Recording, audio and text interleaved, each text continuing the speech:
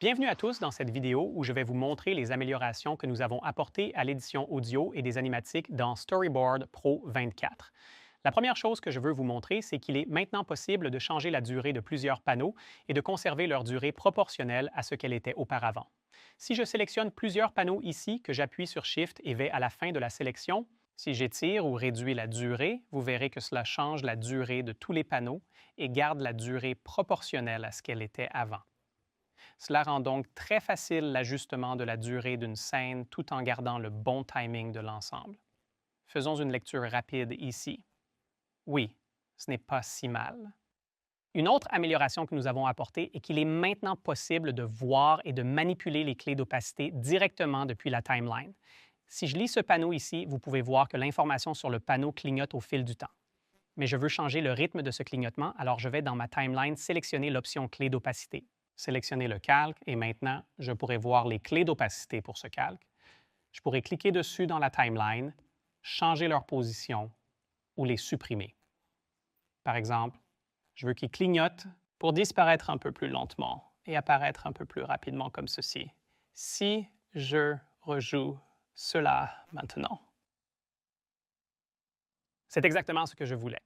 Donc maintenant, c'est beaucoup plus facile de changer le timing du changement d'opacité au fil du temps. Et maintenant, passons aux améliorations du montage audio que nous avons faites dans Storyboard Pro. Ici, dans le storyboard où une voiture percute presque le personnage, je dois ajouter le son d'un klaxon de voiture. Alors, laissez-moi aller dans ma bibliothèque ici. Et quand je double-clique sur un son maintenant, cela prévisualisera l'audio à l'intérieur de la bibliothèque. Je peux l'écouter et sélectionner une portion que je veux insérer dans mon montage. Laissez-moi aller ici, définir l'entrée, et puis définir le point de sortie. Je vais sélectionner où je veux que ce soit inséré dans mon montage et cliquer sur « Insérer ».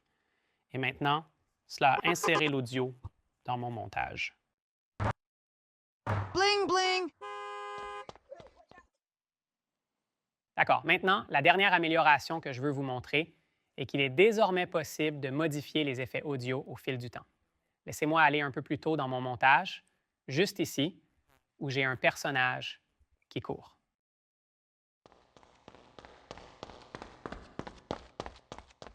Alors, il court dans une ruelle et je veux que le son de ses pas passe de gauche à droite. Je vais dans ma vue d'effet ici, je sélectionne l'audio. Ainsi, avec l'effet audio d'équilibre, j'ai pu ajouter des clés pour faire passer le son du canal gauche au canal droit. Rejouons cela.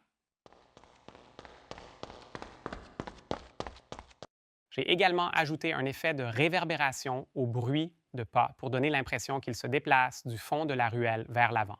Et pour cela, j'ai animé les paramètres de l'effet au fil du temps. Et maintenant, je peux sélectionner toutes les clés des deux effets, les déplacer dans le temps si je le souhaite, ou aller modifier légèrement un des effets. Par exemple, si je veux diminuer la quantité de réverbération au début, je peux baisser le mixage ici, à cette clé spécifique. Écoutons à nouveau. Le résultat est assez convaincant maintenant. Ce sont quelques-unes des améliorations que nous avons apportées à l'édition audio et animatique dans Storyboard Pro 24. J'espère que vous les avez appréciées et à la prochaine.